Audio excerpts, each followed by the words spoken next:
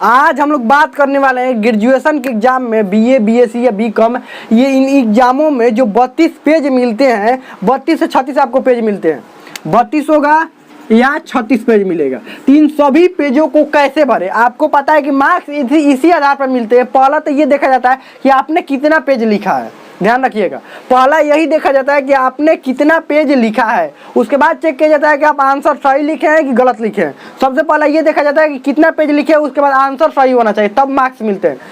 तो कौन कौन से तरीके होते हैं जिसमें 32 पेज पूरा हम भर दें? हमारा क्या पूरा मेन जो क्या बात होना चाहिए कि पूरा 32 पेज हमको क्या करना है, भरना है। तो आपको एक आंकड़ा दिखाते हैं, पहले इसको समझिए, उसके बाद समझना है कि 32 पेज कैसे भरेंगे। देखिए एक उदाहरण समझते हैं हम लोग। मान लीजिए 100 बच्चे हैं, मानते हैं सिर्फ उदाहरण के लिए 100 बच्चे हैं, तो उसमें 10 ही बच्चे ऐसे होते हैं, 10 क्या हमें लगता है 8 या 9 बच्चे, मतलब 10 बच्चे का आंकड़ा लेते हैं। 10 बच्चे ऐसे होते हैं जो 32 का 32 पेज भर पाते हैं, पूरा पेज में आंसर लिख पाते हैं। सिर्फ 10 ही बच्चे ऐसे होते हैं। 20 बच्चे ऐसे होते हैं जो 24 से 26 पेज भरते हैं। 30 बच्चे ऐसे होते हैं जो 18 से 20 पेज भरते हैं, और 40 बच्चे ऐसे हैं जो 12 से मात्र 16 पेज ही भर पाते हैं। समझिए, इसमें सबसे अधिक होते हैं बच्चे। अब क्या कारण होता है कि सबसे अधिक जो बच्चे होते हैं वो बस 12 से 16 पेज ही भर पाते हैं, मात्र कुछ ही पेज भर पाते हैं। तो अगर इन बच्चों में आना है, यानी पूरा 32 पेज भरना है, तो क्या क्या वो कार्य करने होंगे उसको आपको देखना होगा। सबसे पहले कारण समझते हैं कि ऐसा क्या कारण होता है जो मात्र बच्चे 12 से 16 पेज ही भर पाते हैं, और ये क्या कारण होता है कि ये 32 पेज भर देते हैं। समझिए इसको, क्योंकि पेज भरने पर ही नंबर क्या होता है, मिलता है। तो सबसे पहला कारण स्पीड में कमी होती है। जो इन बच्चों की स्पीड में क्या होती है, कमी होती है, और ये स्पीड ज़्यादा होता है इनका। अब ये अभ्यास किए हुए रहते हैं तभी तो स्पीड ज़्यादा होता है, ध्यान रखिएगा। ये अभ्यास किए हुए रहते हैं, स्पीड ज़्यादा होता है। और उसके बाद डायग्राम, चार्ट, मैप, ये बिना बनाए हुए 32 पेज नहीं भर सकता है। डायग्राम, चार्ट, मैप जहाँ जहाँ पर भी जरूरत हो सारे जगह पर, क्योंकि जब भी एक भी डायग्राम और चार्ट बनाते हैं तो पूरा जगह यहाँ पर क्या करता है, जगह का घेराव कर लेता है, ध्यान रखिएगा। तो डायग्राम, चार्ट, मैप ये लोग बनाते हैं, लेकिन ये लोग क्या करते हैं, नहीं डायरेक्ट आंसर लिखते जाते हैं। उसके बाद लिखने का तरीका भी इनको मालूम होता है कि कौन कौन सा तरीका है जो लिखा जाए। और एक बात, परीक्षा में सारे क्वेश्चन का आंसर थोड़ा याद होता है, तो कुछ क्वेश्चन का आंसर ऐसे होता है जो नहीं याद होता, उसको भी कैसे लिखे ये सब तरीका इनको मालूम होता है। तो क्या क्या ऐसे तरीका है उसको बात हम करेंगे। तो चलिए सबसे पहले बात कर लेते हैं कि कौन कौन सा तरीका होना चाहिए। सबसे पहले स्पीड की बात करते हैं, स्पीड कैसे मेंटेन हो, क्योंकि सबसे पहला बात क्या होता है, स्पीड।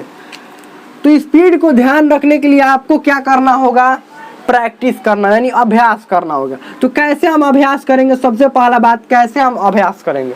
तो देखिए दो तीन को तरीका होता है अभ्यास करने का। एक तो गैस पेपर खरीद लीजिए, गैस पेपर खरीद के उसमें जितने भी क्वेश्चन है उन क्वेश्चन का आंसर लिखने का प्रयास कीजिए। लेकिन ये अभी संभव नहीं हो पाएगा। क्यों नहीं संभव होता है, ये आपको पहले स्पीड बनाना है। क्या बनाना है, स्पीड, कुछ भी लिखकर स्पीड बनाना है। तो कुछ भी लिखकर ऐसा चीज जो हमको याद नहीं है, अगर वो बातें हम लिखेंगे तो क्या हमारा स्पीड बन पाएगा, नहीं बन पाएगा। लेकिन जो बातें हमें याद है अगर उसको सही तरीके से लिखे तो उसको स्पीड बन पाएगा।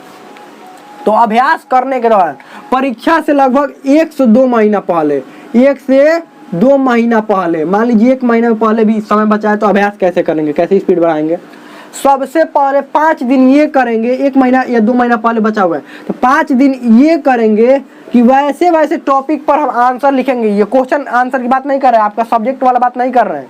क्या कर रहे हैं कि आपको स्पीड अभी बनाना है। क्या करना है, स्पीड बनाना है। तो स्पीड बनाने के लिए कुछ भी लिखेंगे। कुछ भी लिखने का मतलब आपको कोई लेख तो लिखने आता ही होगा, किसी भी चीज पर लेख लिखेंगे। आपको कॉपी पर अपना स्पीड अभी बनाना है ना, तो 5 दिन क्या करेंगे, स्पीड बनाने की प्रैक्टिस करेंगे। क्या करेंगे, कम से कम 2 घंटा कोई भी टॉपिक ले लेंगे, लेख लिखने वाला कोई भी टॉपिक, पर्यावरण हो गया, विद्यार्थी जीवन हो गया, पेड़ हो गया, प्रदूषण हो गया, जनसंख्या हो गया, ये सब पर क्या करेंगे, लेख लिखना शुरू करेंगे। क्योंकि शुरू में ही आप क्वेश्चन का अपने सब्जेक्ट का आंसर लिखना शुरू कर देंगे तो उतना स्पीड तेज अभी नहीं हो पाएगा। लेकिन शुरू में आपको क्या करना है, अभी आपके पास 1 महीना समय बचा तब की बात कर रहे हैं, तो आप क्या करना है, 2-2 घंटा पहले प्रैक्टिस करना है। 5 दिन लिख लिया ना तो आपका ठीक ठाक स्पीड बनने लगेगा। और एक बात और, ये मत कहिए कि नहीं हमारा स्पीड नहीं बनेगा। बनेगा, क्यों बनेगा, क्योंकि आपने 10th और 12th क्लास पास ही ना किया होगा तभी तो ग्रेजुएशन में आए होंगे। और 10th और 12th क्लास में आपने तो एग्जाम लिखा होगा, मतलब लिखने की प्रैक्टिस है, बस उसको आप कुछ दिनों के लिए छोड़ दिए हैं तभी तो नहीं हो पा रहा है ना। फिर उसको दोबारा से क्या करना है, कंटिन्यू कर देना है। मतलब 10th और 12th क्लास में लिखने की प्रैक्टिस थी, बस उसको दोबारा से कंटिन्यू करना है। तो शुरू में 1-2 दिन लिखेंगे ना तो बड़ा ये होता है कि नहीं छोड़ देते हैं, नहीं लिखते हैं, लेकिन हाँ वही 2 दिन अगर अच्छा से लिख लिए तो फिर आप तो रेगुलर लिखने ही लगेंगे। 5 दिन लिख लिए कोई भी टॉपिक पर, उसके बाद 5 दिन के बाद आपको गेस्ट पेपर खरीदना है। आप जो भी आपका सब्जेक्ट है उसका क्या करना है, गेस्ट पेपर, और उसमें जो प्रश्न दिए होते हैं उन प्रश्नों का क्या करना है, आपको आंसर लिखना है, उन प्रश्नों का आंसर लिखना है और अपना स्पीड क्या करना है, शुरू में स्पीड कम करना है, उसके बाद धीरे धीरे आपको स्पीड बढ़ाना है। अब क्या करना है, आपका लिखावट खराब होगा, जब स्पीड तेज होगा ना तो लिखावट खराब होता है। तो लिखावट खराब होगा तो उस समय क्या करते हैं, आपको शब्द को थोड़ा बड़ा, शब्द को क्या करना होता है, शब्द को थोड़ा बड़ा करना होता है और शब्दों के बीच की थोड़ा दूरी बढ़ा देना होता है। क्या करना होता है, दूरी थोड़ा बढ़ा देना होता है, शब्द को बड़ा करना होता है और शब्दों के बीच की दूरी बढ़ा देना होता है। ठीक है, ये इतना तक समझ लिए।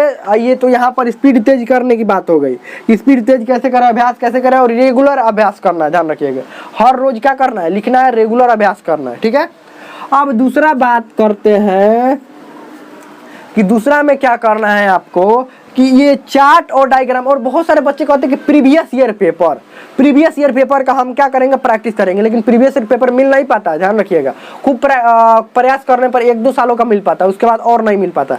तो आपको प्रीवियस ईयर पेपर चाहिए ना, देखिए हम बताते हैं कहाँ से मिलेगा प्रीवियस ईयर पेपर, कैसे मिलेगा, कोई भी प्रीवियस ईयर पेपर आपको कैसे मिलेगा, जो भी आप गेस्ट पेपर खरीदते हैं, आखिर गेस्ट पेपर कहाँ से छपता है, किस चीज से छपता है, जो भी प्रकाशन गेस्ट पेपर छापते हैं ना उनके पास प्रीवियस ईयर पेपर होता है, लेकिन प्रीवियस ईयर पेपर ना छाप कर क्या करते हैं, गेस्ट पेपर, क्योंकि सभी बच्चों को गेस्ट पेपर चाहिए होता है, कुछ ही बच्चे जो जानते हैं कि प्रीवियस ईयर पेपर, क्योंकि आपको प्रीवियस ईयर पेपर में मान लीजिए आपका क्वेश्चन 10 आ रहा है, या उदाहरण के लिए समझते हैं कि 10 गो क्वेश्चन आपको आ रहा है, जिसमें से 6 से 7 क्वेश्चन आपको प्रीवियस ईयर पेपर से ही रहते हैं।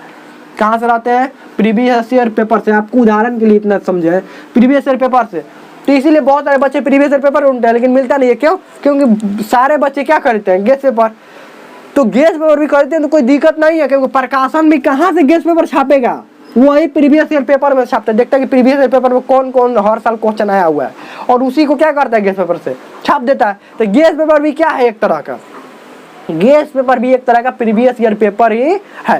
तो आपको गेस्ट पेपर से ही प्रैक्टिस करना है, प्रीवियस ईयर पेपर में क्या करना है, गेस्ट पेपर से ही प्रैक्टिस करना है, यानी लिखना है, उसी से आंसर लिखना है, याद करना है, लिखना है। ठीक है, उसी से आपको घर पर प्रैक्टिस करना है, याद करना है, उससे याद भी करना है, ध्यान रखिएगा। आपको पहले से क्वेश्चन आंसर याद भी होगा, तो याद करना है, लिखना है, उसी से प्रैक्टिस करना है। ठीक है, उसके बाद गेस्ट पेपर से घर पर प्रैक्टिस करेंगे ना, गेस्ट पेपर से घर पर प्रैक्टिस करेंगे तो अच्छा होगा। ठीक है, अब आगे बात करते हैं गेस्ट पेपर यानी कि मॉडल पेपर, उसको भी गेस्ट पेपर यानी मॉडल पेपर भी उसको बोलते हैं। आगे बात करते हैं डायग्राम, मैप और चार्ट, इनमें से जितना भी हो सके, जहां पर मैप, मान लीजिए आपका इतिहास विषय है, ठीक है, हिस्ट्री है, तो वहां पर मैप बनाने की जरूरत पड़ेगी, और मैप बनाने का भी सीख लीजिएगा, भारत का मैप बनाने का सीख लीजिएगा, अच्छा से थोड़ा सा विश्व मैप बनाने का सीख लीजिएगा। ये मैप और डायग्राम चार्ट जहां जहां पर भी हो सके। अब चार्ट कैसे बनाएंगे, ये डायग्राम कैसे बनाएंगे, मान लीजिए कोई भी कारण लिखना होगा, देखिए यहाँ पर देख रहे हैं ना, यहाँ पर कारण लिखना है, तो कैसे हम बना दिया, और इसको थोड़ा सा बड़ा करेंगे तो और ना स्पेस यहाँ पर, यानी जगह यहाँ पर क्या करेगा, घेरेगा, और भी जगह घेरेगा। देखिए हम डायग्राम ही बनाए नहीं है। और मान लीजिए आपको कारण लिखना होगा, कोई भी चीज़ का कारण लिखना होगा, ठीक है, तो ये कारण 2, 3, 4 ऐसे करके 4 को कारण लिख दिया, और 1 नंबर में पूरा विस्तार से, फिर 2 नंबर विस्तार से, ऐसे करके लिख देंगे। मतलब यहाँ पर कारण भी लिख दिए सामने, और इसके बारे में भी हम लिख दिए, क्या कि इसके बारे में भी लिख दिए। चलिए आगे बढ़ते हैं। अब देखिए तीसरा जो सबसे महत्वपूर्ण बात क्या होता है, तीसरा महत्वपूर्ण बात तो ये समझ लिए, आपको तीसरा महत्वपूर्ण बात मैप कैसे बनाना है। और चौथा महत्वपूर्ण बात क्या होता है कि उन क्वेश्चन का भी आपको आंसर लिखना होता है, तभी तो 32 पेज भरेगा। उन क्वेश्चन का भी आंसर लिखना होता है जो क्वेश्चन आपको नहीं आ रहे, उन क्वेश्चन का भी आंसर कुछ भी करके लिख देना होता है, बस उसके आसपास का कुछ भी लिख देना होता है। और ये नहीं कि थोड़ा सा में नहीं, जितना में सभी क्वेश्चन का आंसर जितना में लिख रहे हैं उतना में भी इसको अभी आंसर लिख देना होता है। तो हमें लगता है समझ में आ गया होगा आखिर 32 पेज कैसे बनेंगे। सबसे पहले स्पीड आपको तेज करना होगा, इसके लिए अभ्यास करना होगा। मैप, चार्ट, डायग्राम ये सब जहाँ पर भी हो सके वहाँ पर बनाना होगा। और लिखने का तरीका आपको समझना होगा कैसे लिखा जाता है। शब्दों के बीच थोड़ा सी दूरी बढ़ा दी जाती है। जिन क्वेश्चन का आंसर कम आ रहा होता है उसको और ज़्यादा में लिखना होता है तो थोड़ा सा दूरी बढ़ा दी जाती है। और शब्द हल्का सा बड़ा, ये नहीं कि पहचान में आ जाएगी बड़ा किए हुए, नहीं, हल्का सा शब्द को बड़ा कर देंगे और उसके बीच की दूरी बढ़ा देंगे। और चौथा नंबर में उन क्वेश्चन का भी आंसर लिखेंगे, यानी सभी क्वेश्चन का आंसर लिखना होगा। सभी क्वेश्चन का आंसर लिखे। सभी क्वेश्चन का आंसर क्या करना होगा, लिखना होगा। तो हमें लगता है समझ में आ गया होगा। अब इसमें कोई भी डाउट हो कि 32 पेज पूरा कैसे भरा जाए, तो हमें लगता है समझ में आ गया होगा। कोई भी डाउट हो, कोई भी क्वेश्चन हो, आप कमेंट में पूछ सकते हैं, हमें तो समझ में आ गया होगा।